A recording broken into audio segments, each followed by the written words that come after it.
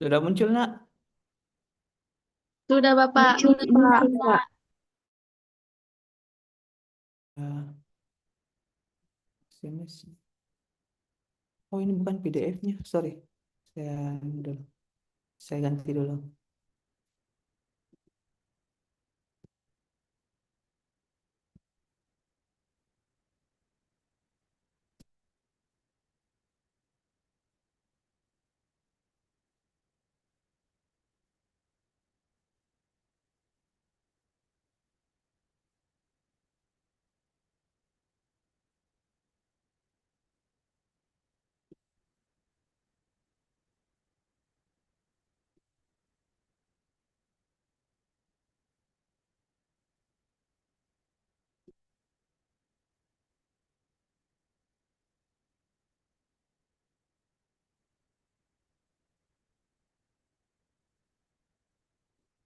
Oke, kelihatan ya, nak, Dik?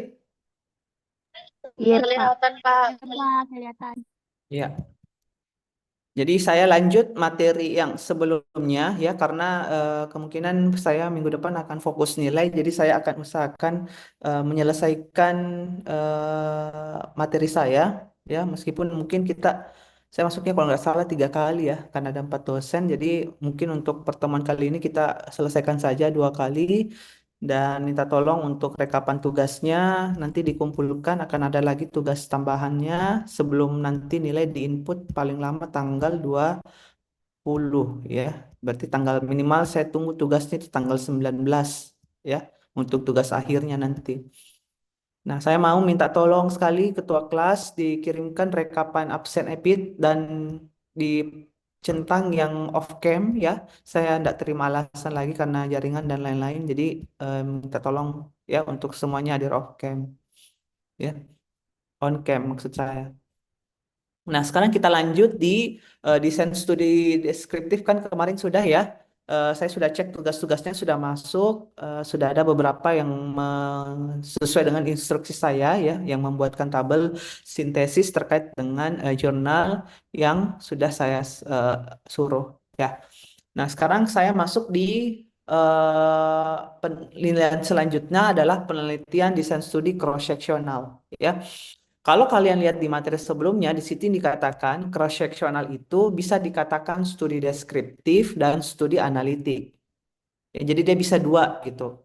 Ya, kapan dia dikatakan deskriptif, kapan dia analitik tergantung dari tujuannya. Ya, tapi pada umumnya memang sifatnya analitik ya. Kalau contoh deskriptif untuk cross-sectional itu banyak ya, seperti kayak Survei Kesehatan Indonesia, SKI ya. Kemudian berbagai riset-riset besar ya, itu desainnya cross-sectional potong lintang. Artinya data kesehatannya itu diukur dari sekarang karena ciri khas dari penelitian ini adalah bagaimana semua variabel penelitian itu dikumpulkan pada sampel yang dan periode waktu yang sama ya. Nama lain dari studi cross-sectional ini adalah studi potong lintang atau biasa juga disebut sebagai penelitian deskriptif ya. Dan analisisnya itu bersifat umum, disesuaikan saja dengan jenis data yang dianalisis ya. Ini kalau tidak salah masih semester 2 ya, tapi kan sudah dapat biostatistik gitu ya. Jadi kalau misalnya datanya numerik, berarti ujinya uji apa ya. Kalau datanya kategorik, uji statistiknya uji apa ya. Nah, jadi itu tergantung dari untuk analisisnya ya. Ini bedakan jenis analisis dengan desain studi ya. Kalau di istilah-istilah nanti di metode penelitian nanti saya juga akan jelaskan lebih dalam lagi terkait dengan metode penelitian ini ya. Tapi setidaknya di dalam epidemiologi ini sangat penting untuk kalian pahami. Nah, jadi karena diukurnya sekarang dalam satu waktu, maka dalam populasi maka di sini dilihat tidak ada unsur waktu ya. Baik itu dia terkena penyakit atau tidak terkena penyakit ya, dilihat sama-sama paparannya dalam waktu yang sama ya. Nah, perlu diketahui juga, jadi dalam cross-sectional ini ya, di sini dicontohkan dia penyakit ya. Contoh yang paling sederhana saja, misalnya dia menderita penyakit atau gangguan kesehatan, hipertensi atau gangguan mental atau dan lain sebagainya ya. Jadi bisa saja bukan penyakit, tapi gangguan kesehatan juga bisa masuk ya. Kemudian dilihat paparannya mau dikaji hubungannya misalnya kesehatan mentalnya dengan bullying, yang mendapat bullying dengan yang tidak gitu ya. Atau misalnya tadi yang apa? Yang punya riwayat hipertensi gitu atau penyakit gitu ya terkait dengan aktivitas fisiknya ya baik atau tidak baik ya. Begitu pula juga dengan yang mengalami gangguan baik atau tidak baik tetapi dalam waktu yang sama. Oleh karenanya bisa dikatakan dalam sebuah hubungan sebab akibat ya prinsipnya kalau saya ulangi ya dalam studi analitik tadi ada tiga cross-sectional, case control dan cohort itu tidak ada intervensi dari peneliti. Jadi hubungannya itu terjadi secara alami ya terjadi secara alami dalam artian sesuai dengan apa yang selama ini dia lakukan. Beda kalau eksperimen. Nah, kalau eksperimen ada modifikasi peneliti. Ya, entah itu dikasih obat, entah itu dikasih perlakuan, entah itu diberikan edukasi, berarti ada perlakuan ya. Bedanya dengan observasi, ya itu tadi kalau observasi terjadi secara alami, ya. Nah, jadi dilihat paparannya, misalnya bagaimana aktivitas fisiknya yang baik, ya apa yang terpapar atau tidak terpapar dan seterusnya, ya. Nah, jadi antara variabel bebas, ya kalau kalian ingat variabel yang sebagai eh, independen, ya atau variabel yang mempengaruhi dengan variabel dependennya atau variabel yang dipengaruhinya dan juga variabel-variabel lainnya itu diukur pada waktu sekarang. Ya, jadi diukur at the same time cross-sectional. Jadi tidak heran kalau kalian lihat jurnal atau skripsi atau apapun itu, dia lebih kalau misalnya dia sifatnya analitik itu lebih memilih desain penelitian ini cross-sectional. Ya, karena itu tadi, karena ada di waktu yang sama. Ya, nah, selanjutnya desain studi berikutnya, oh ini saya jelaskan dulu kelebihan dan kekurangannya, ya. Jadi kelebihannya itu biasanya memang relatif lebih mudah karena tidak perlu ada follow up, ya, atau bisa juga eh, dengan data sekunder, ya. Artinya tidak tidak ada pencarian ataupun misalnya kalaupun data waktu hanya menggunakan data sekunder, ya. Karena hanya menggunakan satu populasi, maka tidak perlu ada pembanding.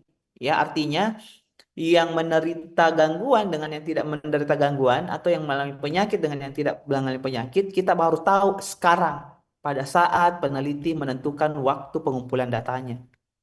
Ya, misalnya terkait dengan obesitas ya. Jadi saya mau tahu obesitasnya ya sekarang, nggak peduli dulu perilakunya bagaimana dan lain sebagainya ya ataupun bagaimana misalnya dia kena jantung atau sorry dia kena misalnya penyakit-penyakit tidak menular maupun penyakit menular gitu. Saya tidak melihat bagaimana perilakunya dulu, yang saya ukur adalah perilakunya sekarang ya. Kelemahannya itu biasanya hanya cocok untuk kejadian yang cukup besar. Nah, jadi apa? Karena itu tadi butuh populasi yang banyak. Jadi oleh karenanya itu kalau penelitian cross seksional sementara sampelnya hanya 70, 60, 50 dan lain sebagainya, maka tidak disarankan untuk melakukan studi ini. Cukup dideskriptifkan saja dulu, ya. Nah, eh, nah, ini yang banyak terjadi gitu ya. Kalian misalnya mau kalau untuk di AKK misalnya itu di jurusan kita ya di administrasi kesehatan gitu. Misalnya banyak yang mau meneliti sebagai variabel dependennya adalah beban kerja, tapi dia sama sekali tidak punya dasar, hanya observasi satu dua orang saja terkait dengan beban kerjanya bermasalah atau mencari gap penelitiannya itu sebenarnya di sana tidak ada masalah gitu, tapi dibuat-buat jadi ada masalah. Nah, jadi eh, idealnya memang kalau mau melakukan studi cross-seksional itu harus apa ini ada studi pendahuluan dulu, minimal ada deskriptifnya atau ada penelitian sebelumnya yang kaji. Kalau misalnya di dalam masyarakat atau kelompok-kelompok umur tertentu itu ada masalah yang cukup besar di situ. Karena apa? Ketika misalnya dikaji hubungan, itulah masanya kadang penelitiannya tidak berhubungan atau tidak relevan karena itu tadi gitu. Tidak ada yang mengalami gangguan gitu. Ya, jadi makanya cross sectional ini juga bisa dijadikan sebagai penelitian deskriptif ya. Nah, dan unsur kronologis waktu tidak jelas. Nah, jadi kapan sebenarnya waktu dia mengalami kejadian itu kita tidak bisa tahu. Jadi hubungannya hanya bersifat temporer. Temporer artinya kajian hubungannya itu hanya bisa kalian klaim, bukan kalian klaim ya, kalian bisa dikatakan yang diukur itu ya hanya sekarang. Kalau diukur lagi di eh, tahun depan atau misalnya penelitian diulang di tempat lain, ya itu bisa saja hasilnya berbeda itu karena temporer, karena tidak ada unsur waktu dalam hubungan sebab akibat itu. Ya karena itu tadi, ya itu adalah kelemahan-kelemahan studi cross-sectional. Ya, nah ini contoh desain seperti saya yang katakan tadi riset-riset besar. Sekarang di 2023 ada SKI gitu ya, dulu yang namanya Riskesdas jadi SKI, kemudian survei konsumsi makanan individu, Southeast Nation, dan banyak lagi sebenarnya survei-survei besar. Dan sebenarnya gitu ya, tidak mesti data primer yang kalian kumpulkan. Data SKI pun kita tinggal ajuin data di layanan data Kemenkes, itu jumlah datanya jutaan ya. Sorry, ratusan ribu individu, variabel apa yang kalian mau lihat, itu kalian analisis hubungan sebab akibat, saya rasa itu lebih representatif ya, dan sudah bisa jadi karya tulis ilmiah, sudah bisa jadi skripsi, sudah bisa jadi jurnal, dibanding kalian harus turun data sementara mengumpulkan data. Saya tidak bilang data sekunder bagus, ya tidak, tapi minimal ada satu dua orang di antara kalian yang mencoba mengolah data sekunder gitu. Ya, tidak masalah gitu. Jadi sebagai seorang administrator kesehatan, ya minimal harus bisa gitu membaca data, mengolah data dan lain sebagainya. Ya. Nah, analisis yang digunakan untuk penelitian cross-seksional itu disesuaikan dari tadi apa saya katakan jenis datanya. Kalau datanya sifatnya kategori itu maka uji chi-square. Kalau misalnya datanya numerik, biasanya kita pakai regresi, uji korelasi, uji T independen ya. Serta ini saya tidak perlu ulang lagi karena sudah diajar di biostatistik kan sudah dapat dasarnya di biostatistik ya. Jadi bedakan alat analisis dengan metode ya.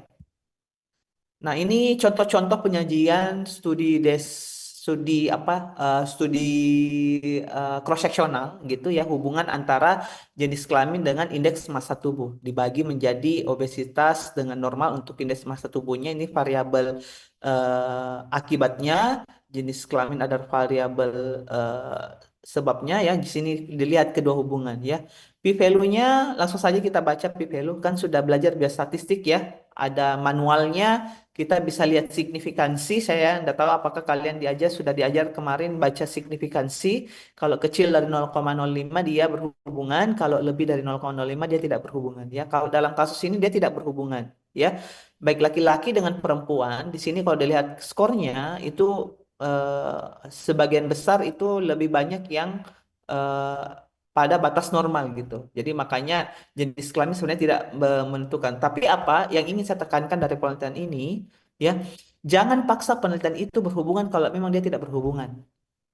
Ya, karena banyak sebenarnya, makanya ada tingkat kepercayaan 5%. Takut kalau misalnya penelitian saya tidak berhubungan, penelitian saya gagal, jelek, tidak berhasil. Jangan pikirkan seperti itu ya. Karena data sebenarnya kan data kita yang punya. Kita tidak lah. Yang paling penting adalah integritas data yang kalian kumpulkan itu sesuai dengan fakta atau tidak. Karena sebagian besar penelitian yang kalian lakukan itu adalah nantinya adalah kuantitatif ya, ataupun mungkin ada yang kualitatif. Laporkan saja dengan jujur urusan dia berhubungan dengan tidak, urusan belakang. Yang penting syarat-syarat yang kalian penuhi, apakah kuesionernya sudah valid, kerangka teori yang kalian bangun itu sudah bagus, masalah yang kalian angkat memang itu sudah relevan. Nah, itu yang paling penting nak dalam penelitian sebenarnya.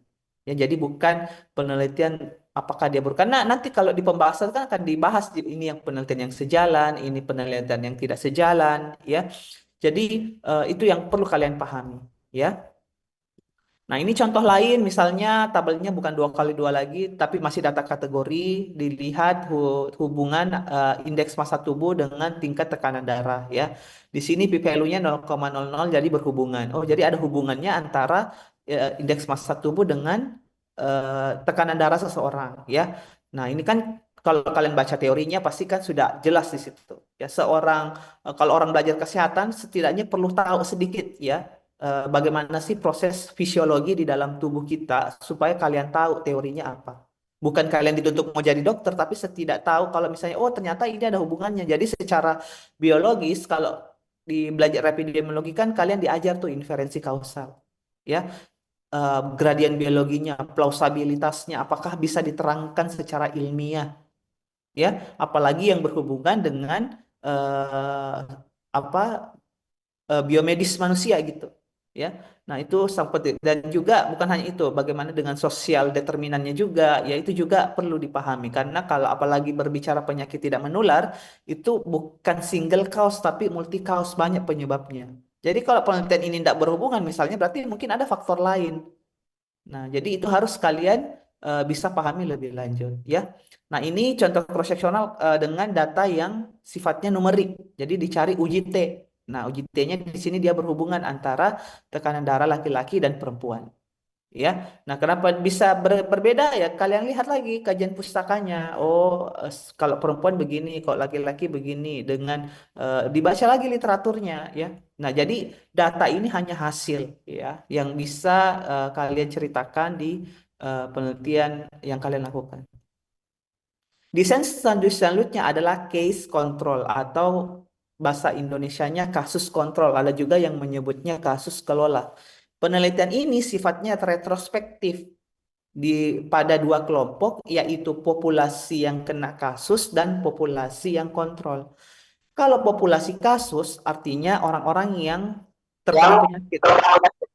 Kalau yang kontrol, ada yang bocor nak suaranya. Kalau yang kontrol itu adalah orang-orang yang sehat atau orang yang tidak terkena penyakit atau orang yang mungkin terkena gangguan kesehatan lain tapi bukan penyakit yang diteliti. Ya, itu bisa dijadikan kontrol. Kedua populasi ini ditentukan di awal penelitian, kemudian ada pengukuran variabel bebas disebut faktor risiko pada populasi di waktu lampau. Ya, contoh penelitian yang biasa digunakan untuk desain studi ini adalah yang jarang, yang kasusnya dan penyakitnya cukup panjang, contoh kanker. Ya, nah, idealnya kalau misalnya studinya case control, kita bisa melihat odds ratio atau besar risiko. Ya, hitungannya sederhana secara manual. Kalau nanti di manajemen data nanti ada pilihan odds ratio untuk data kategori, itu akan keluar besar risikonya. Ya. Nah, dan bagaimana cara membacanya? Secara gambar diilustrasikan seperti ini. Jadi kasus adalah orang yang kena penyakit, apa faktor resikonya, apakah dia memiliki faktor resiko atau tidak, begitu pula juga dengan kontrol. Ya, contoh misalnya kasus ini jumlahnya harus sama. Ya, di dalam case control itu juga ada dua istilah yang perlu kalian tahu, yaitu yang namanya matching. Ya, matching di sini dalam artian jumlah dan rasio perbandingan antara kasus dan kontrol. Ya, idealnya dalam melakukan penelitian ini itu sebenarnya ada rumusnya juga, ya. Tapi sebaiknya itu kan kita mulai dari kasus, ya. Itu adalah 60 orang. Kalau 60 orang kasus, misalnya yang kena jantung 60 atau yang punya kanker X 60 misalnya, yang kontrol juga kalau misalnya rasionya 1:1, berarti kontrolnya juga harus 60.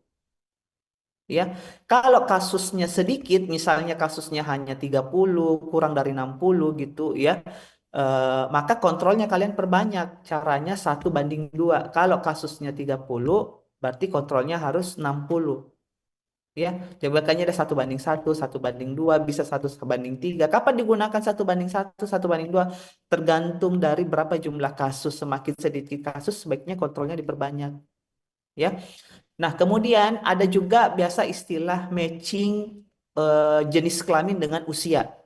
Karena ini yang cukup menentukan juga gitu, melihat besar resiko karena kecuali misalnya jenis kelamin dan usia itu kalian jadikan variabel terhadap penyakit yang kalian angkat. Ya, contoh misalnya matching yang kasus misalnya orang-orang yang terkena jantung, usianya 60, jenis kelaminnya laki-laki. Nah, kalian harus pasangkan, ya, orang sehat yang tidak terkena penyakit jantung, jenis kelaminnya juga laki-laki dan usianya juga 60.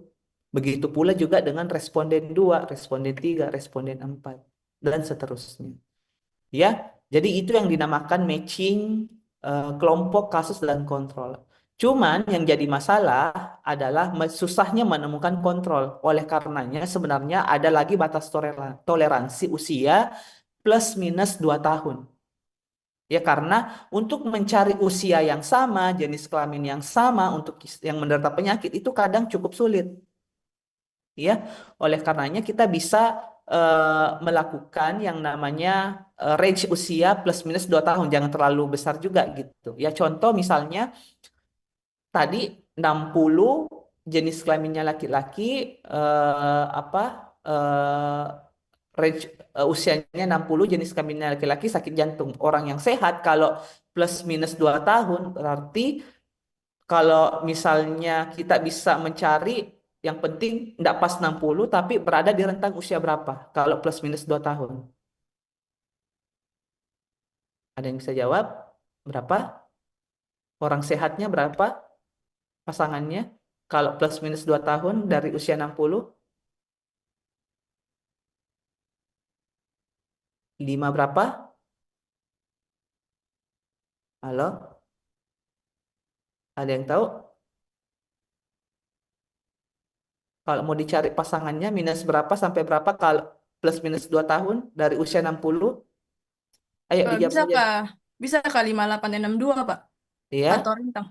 lima delapan Ya, enam dua Pak. 58. Oke, good. Jadi 58 sampai 62. Iya. Nah, betul. 58 sampai 62. Jadi kita bisa cari orang-orang yang sehat atau orang yang tidak menderita penyakit tersebut di usia itu. Maka kita bisa dapatkan kontrol lebih banyak. Ya, tapi batas toleransinya biasanya yang umum ya, yang literatur yang saya lihat atau penelitian yang pernah saya lihat yang orang lakukan itu di range-nya itu hanya main di plus minus 2 tahun. Jadi 5 tahun terlalu terlalu lebar gitu ya. Karena kan banyak sekali juga penyakit yang memang karena faktor usia, apalagi penyakit-penyakit degeneratif itu memang sangat erat kaitannya dengan usia. Ya, maka perlu dilakukan matching dan juga spesifik untuk jenis kelamin juga gitu. Kalau bisa dimatchingkan gitu. Kecuali jenis kelamin yang kalian angkat apa yang memang khusus wanita, kan ada juga cancer yang banyaknya diderita sama wanita atau pria dan lain sebagainya ya. Kalau itu nggak usah jenis kelamin dijadikan matching ya.